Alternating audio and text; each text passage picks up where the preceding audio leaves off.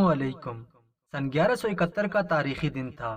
سلطان صلاح الدین ایوبی رحمۃ اللہ علیہ کی فتوحات دن رات تیزی کے ساتھ جاری تھیں، اور بہت سے مورخین لکھتے ہیں کہ جتنا تیزی کے ساتھ سلطان صلاح الدین ایوبی رحمۃ اللہ علیہ نے فتوحات حاصل کیں، تاریخ میں کبھی کسی بھی سلطان نے اس طرح اتنے کم وقت میں اتنی بڑی سلطنت کا وجود قائم نہیں کیا۔ یہ اپنے آپ میں بہت بڑی مثال ہے۔ تاریخ میں سلطان صلاح الدین ایوبی رحمۃ اللہ علیہ کے علاوہ اور کسی مسلمان سلطان، یہودی بادشاہ یا عیسائی بادشاہ نے اتنی جلدی اور تیزی کے ساتھ کسی نے فتوحات حاصل نہیں کی۔ یہ اللہ تعالیٰ کی خاص کرم نوازی سلطان صلاح الدین ایوبی رحمۃ اللہ علیہ پر ہوئی۔ دنیا میں ایسے بہت سے سلطان اور بادشاہ گزرے جن کے پاس ان کی رعایا سے زیادہ ان کے سپاہیوں کی تعداد اور ان کے لشکروں کی زیادہ تعداد ہوتی تھی۔ ان کے پاس بے تحاشا ہتھیار، بے تحاشا دولت، سب کچھ موجود ہوتا تھا، لیکن پھر بھی ان بادشاہوں نے اتنی جلدی اور تاریخی وسیع فتوحات حاصل نہیں کی جتنا کہ تھوڑا وقت میں سلطان صلاح الدین ایوبی رحمۃ اللہ علیہ نے اپنی زندگی میں فتوحات حاصل کی تھیں۔ کیونکہ سلطان کی زندگی کا ایک اصول تھا، جس اصول کو بڑی تاریخی کتابوں اور یورپی لائبریریوں میں نشر کیا گیا، حتیٰ کہ اس اصول کو غیر مسلم مورخین اپنی کتابوں میں لکھنے پر مجبور ہو گئے۔ آج سے تقریباً 1000 سال گزرنے کے بعد بھی سلطان صلاح الدین ایوبی رحمۃ اللہ علیہ کے اصول کو بہت سے سوشل میڈیا پلیٹ فارم اور بڑے بڑے لوگوں، خاص کر ترکی کے صدر رجب طیب اردگان کے منہ سے کہتے ہوئے سنا گیا ہے کہ جنگ کبھی ہتھیار سے یا سپاہیوں سے نہیں لڑی جاتی، بلکہ عقل سے لڑی جاتی ہے اور عقل سے ہی جیتی جاتی ہے۔ اور کہتے ہیں کہ اس اصول کو اس وقت کے بہت سے بادشاہوں اور بہت سے سلطانوں نے اپنایا اور انہوں نے فتوحات حاصل کی۔ اس لیے سلطان صلاح الدین ایوبی کے اس اصول کو بہت تقویت ملی، اور یہ اصول اپنے لحاظ سے اہم سنگ میل کے طور پر ثابت ہوا، جس کی واضح مثال سلطان کی کامیابیاں ہیں۔ کیونکہ آپ کے پاس سپاہیوں کی کم تعداد اور ہتھیاروں کے بعض دفعہ نہ ہونے کے برابر تعداد کے باوجود آپ نے بڑی بڑی جنگیں جیتیں۔ سلطان کی فتوحات جاری تھیں، اور ان فتوحات کے دوران ایک ایسا منفرد اور اپنی نوعیت کا دلچسپ واقعہ پیش آیا جس نے سلطان کی زندگی میں ایک اہم موڑ لا کر کھڑا کر دیا۔ یہ واقعہ سلطان کی زندگی کا ایک حیران کن اور دلچسپ واقعہ تھا۔ واقعہ کچھ اس طرح کا تھا کہ سلطان صلاح الدین ایوبی رحمۃ اللہ علیہ کو فتوحات کے دوران خبر ملی کہ حضور ہماری سلطنت کا نظام مکمل طور پر بحال ہو چکا ہے، لہٰذا اب ہمیں مزید فتوحات حاصل کرنے کے لیے بڑے بڑے قلعوں کو فتح کرنا ہوگا، اور ان قلعوں کو فتح کرنے کے لیے تمام قلعوں کے درمیان میں ایک ایسا قلعہ موجود ہے جس کو سب سے پہلے اگر فتح کیا جائے تو باقی قلعوں کو فتح کرنا آسان ہو جائے گا۔ جب سلطان نے اس قلعے کو نقشے کے اوپر دیکھا تو وہ زمینی لحاظ سے قلعہ بالکل اہم نہیں تھا، حتیٰ کہ وہ قلعہ باقی قلعوں کی نسبت بالکل بیکار تھا، کیونکہ جس جگہ پر وہ قلعہ بنا تھا نہ ہی اس کے گرد کوئی بازار تھے اور نہ ہی اس کے گرد کوئی آبادی تھی۔ ایک سنسان قلعہ تھا جو کہ صرف پتھروں کی دیوار تھی۔ سلطان نے تمام کمانڈروں کو کہا کہ اس قلعے کو فتح کرنے سے پہلے ہمیں باقی دیگر قلعوں کو فتح کرنا ہوگا، اس کے بعد ہی اس قلعے کو فتح کیا جائے گا۔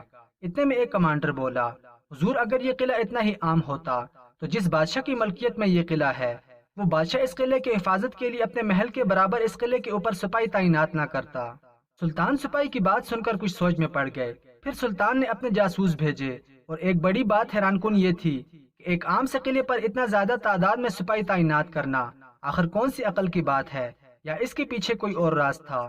سلطان نے کھوج لگانے کی پوری کوشش کی، لیکن سلطان کو اس قلعے کے بارے میں کوئی ایسی چیز نہ ملی جو اس قلعے کے وجود کے لحاظ سے بہت اہم ہو۔ سلطان اسی پریشانی کے عالم میں کچھ سوچ رہے تھے کہ اچانک اپنے بستر پر سو گئے۔ رات کو سلطان نے خواب میں دیکھا کہ سلطان وہ قلعہ فتح کر رہا ہے۔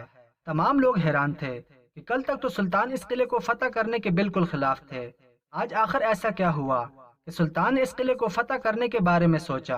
سلطان نے اپنے جاسوس بھیج کر اس قلعے کی تمام کمزوریاں اور خامیاں نکالیں اور اس بات کا اندازہ لگایا کہ آخر اس قلعے کو فتح کرنے میں ہمیں اتنا وقت کیوں لگے گا اور کتنے سپاہی لے کر جانے ہوں گے۔ اور تقریباً 8 دن محاصرہ کرنے کے بعد سخت سردیوں کے موسم میں سلطان نے اس قلعے کو فتح کر لیا۔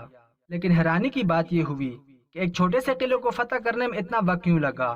اس کی وجہ یہ تھی کہ جب سلطان نے اس علاقے کے گرد محاصرہ کیا جس بادشاہ کے قبضے میں وہ قلعہ تھا، اس بادشاہ نے اپنے تمام تر لشکر اس قلعے کی حفاظت کے لیے بھیج دیے، حتیٰ کہ جب اس بادشاہ کے سارے سپاہی سلطان کے ہاتھوں مارے گئے تو اس نے اپنے محل کے گرد 1000 سپاہی جو کہ اس کے ذاتی محل اور اس کی حفاظت کے لیے تعینات کیے گئے تھے، وہ سپاہی بھی اس قلعے کی حفاظت کے لیے بھیجے۔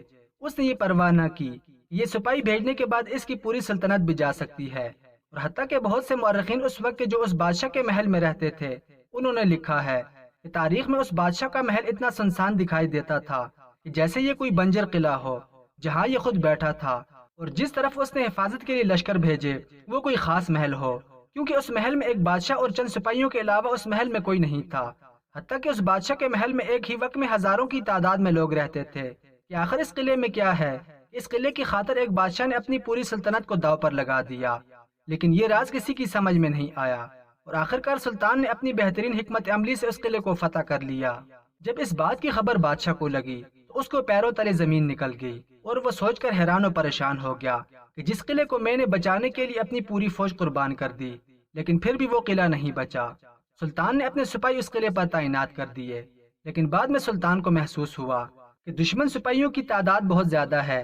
پھر آپ نے اپنی کم تعداد میں فوج ہونے کے باوجود بہترین حکمت عملی سے ارد گرد کے تمام قلعے فتح کر لیے، اور اس کو فتح کرنے کے بعد سلطان نے تمام سپاہیوں کے حوصلے کو داد دی اور سب کو شکرانے کے نفل ادا کرنے کی تلقین کی۔ وقت گزرتا رہا، تقریباً جب 2 ماہ کا وقت گزرا تو سلطان کے پاس بادشاہ کا قاصد خط لے کر آیا۔ جب اس خط کو سلطان نے پڑھا تو خط میں لکھے الفاظ نے سلطان کو ایک عجیب کشمکش میں ڈال دیا۔ بادشاہ نے اپنے خط میں لکھا تھا کہ لاکھوں مربع کلومیٹر پر پھیلی پوری سلطنت آپ اپنے قبضے میں لے لو، لیکن سلطان معظم صرف یہ قلعہ میرے حوالے کر دو جس کو آپ نے فتح کرنے کے لیے 8 دن کا محاصرہ کیا تھا۔ جب یہ خبر سلطان نے سنی تو بڑا حیران ہوا کہ آخر ان پتھروں کے گھر میں ایسا کیا راز ہے کہ ایک بادشاہ نے نہ صرف اپنی ساری فوج قربان کر دی بلکہ اب اپنی پوری سلطنت اس قلعے کے لیے قربان کرنا چاہتا ہے۔ یہ بات سلطان کو بہت پریشان کرنے لگی۔ سلطان دوبارہ کچھ سوچتے ہوئے گہری سوچ میں ڈوبے۔ ایک بار پھر قلعے میں گیا اور پورے قلعے کا معائنہ کیا، لیکن کوئی بھی ایسا راز سلطان کو اس قلعے میں نہ ملا جو سلطان کی سمجھ میں آ سکے۔ سلطان نے حیران و پریشانی کے عالم میں اپنا ایک قاصد اس بادشاہ کی طرف بھیجا اور وجہ پوچھی کہ آخر اس قلعے میں کیا راز ہے جس کے لیے تم اپنی سلطنت کو اس چھوٹے سے قلعے پر قربان کرنا چاہتے ہو۔ تو اس نے کہا، یہ ایک راز ہے اور یہ راز ہی رہے گا جو کہ میرے سوا اس دنیا میں کوئی نہیں جانتا۔ آپ کے لیے سوائے اینٹوں پتھروں کے علاوہ اور کچھ نہیں۔ آپ کے لیے یہ جگہ بالکل بیکار ہے، لہٰذا اگر تمہارا سلطان چاہے تو کتنے ہی مظلوم لوگوں کو بچا سکتا ہے اور پوری کی پوری سلطنت بغیر کسی جنگ کے حاصل کر سکتا ہے، لیکن صرف وہ قلعہ میرے حوالے کر دے۔ جب یہ بات سلطان صلاح الدین ایوبی رحمۃ اللہ علیہ نے سنی تو بڑا حیران و پریشان ہو گیا۔ سلطان نے کہا، اس قلعے سے پردہ اٹھائے بغیر میں یہ قلعہ کبھی اس دشمن کے حوالے نہیں کر سکتا۔ یہ قلعہ سلطان کے لیے مستقبل میں اہم ثابت ہونے والا تھا، یہ صرف اوپر والا ہی جانتا تھا۔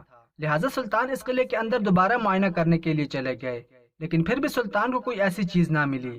پھر سلطان نے اپنے چند خاص اور دانا وزیروں سے مشورہ کرنے کے بعد حکم دیا کہ اس قلعے کے ٹکڑے ٹکڑے کر دو، حتیٰ کہ اس کی ایک ایک اینٹ نظر آنی چاہیے، اور اس قلعے کو یہاں سے زمین سے اکھاڑ کر پھینک دو، تب ہمیں اس راز کے بارے میں پتہ چلے گا۔ جب سپاہیوں نے اس قلعے کو توڑنا شروع کیا تو اس وقت پتہ چلا کہ یہ قلعہ جو کہ باہر سے پتھروں کا بنا دکھائی دے رہا تھا، اس کی دیواروں کے درمیان سونا بھرا گیا تھا، لیکن کئی سو سال پرانا یہ قلعہ پتھروں کے رنگ میں موجود تھا، اور کسی کو نہیں پتہ چلا کہ آخر اتنا بڑا قلعہ کس بادشاہ نے بنایا تھا جو کہ سونے کا خزانہ تھا، لیکن وہ بادشاہ جانتا تھا کہ اس قلعے کے اندر خزانہ ہے۔ جب یہ سارا منظر سلطان صلاح الدین ایوبی رحمۃ اللہ علیہ نے دیکھا تو بڑا حیران و پریشان ہو گیا، لیکن پھر بھی سلطان کے دماغ میں یہ بات نہیں اٹک رہی تھی۔ اتنے سونے کی خاطر کوئی بھی بادشاہ اپنی سلطنت قربان نہیں کروا سکتا، لہٰذا سلطان نے حکم دیا کہ قلعے کو توڑنے کا کام جاری رکھا جائے۔ اس قلعے میں جتنا بھی سونا تھا اس کو باہر نکال دیا گیا، اور جب اس قلعے کی بنیادوں تک مزدور پہنچے تو دوسرا منظر دیکھ کر لوگوں کے پیروں تلے زمین نکل گئی، کیونکہ اس قلعے کی دیواروں کے نیچے بڑے بڑے صندوق رکھے ہوئے تھے جو کہ اصل خالص لوہے کی دھات سے بنائے گئے تھے، جن کے اوپر قلعے کی دیواریں تعمیر کی گئی تھیں۔ جب ان صندوقوں کو توڑا گیا، ان صندوقوں سے ایسے ایسے دستاویزات، ایسے ایسے خاص اور منفرد شکل کے خطوط ملے جس نے سلطان کی کامیابیوں پر آنے والے وقت میں پانی پھیر دینا تھا۔ حتیٰ کہ سلطان صلاح الدین ایوبی رحمۃ اللہ علیہ کی بہت سی پہیلیوں کے جواب اس قلعے کی دیواروں سے نیچے ملنے والے صندوق میں تھا۔ جب سلطان نے وہ دستاویزات دیکھے تو وہ مختلف زبانوں میں لکھے گئے تھے۔ سلطان نے اسی وقت حکم دیا کہ ہر زبان کو پڑھنے والوں کو بلاؤ جو ہر قسم کی زبان پڑھ سکتے ہوں۔ لہٰذا جب ان کو بلایا گیا اور جب انہوں نے پڑھا اور جو چیزیں انہوں نے سلطان کو بتائیں وہ سن کر سلطان کے پیروں تلے زمین نکل گئی۔ سلطان نے ان تمام دستاویزات کو عربی زبان میں تبدیل کروایا اور سلطان کی سلطنت کی بہت بڑی بنیاد بن گئی۔ اور اس کے بعد سلطان کو اس راز کا بھی پتہ چل گیا کہ آخر ایک بادشاہ صرف ایک قلعے کی خاطر اپنی پوری سلطنت کیوں قربان کرنا چاہتا تھا۔ لہٰذا سلطان نے اس قلعے سے نکلنے والا سارا سونا ان سپاہیوں میں بانٹ دیا جنہوں نے اس قلعے کو فتح کیا، اور باقی بچ جانے والا سونا تمام غریبوں، مسکینوں اور ضرورت مندوں میں بھی بانٹ دیا۔ دوستو، اگر انسان حق کی راہ پر ہو تو اللہ تعالیٰ کی طرف سے مدد و نصرت آتی ہے۔